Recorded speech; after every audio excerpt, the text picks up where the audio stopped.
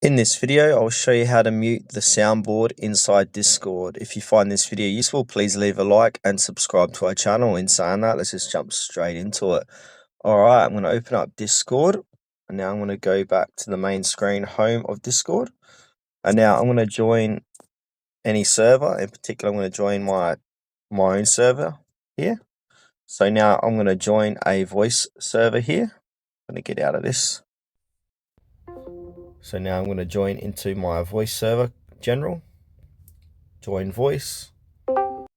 From here, what you want to do is swipe up, like so, and then you want to click onto Soundboard.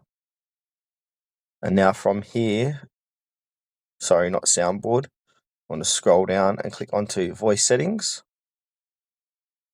And then from here, scroll down, and where it says Soundboard, under Soundboard, what you want to do is drag this slider from right to left to mute your soundboard.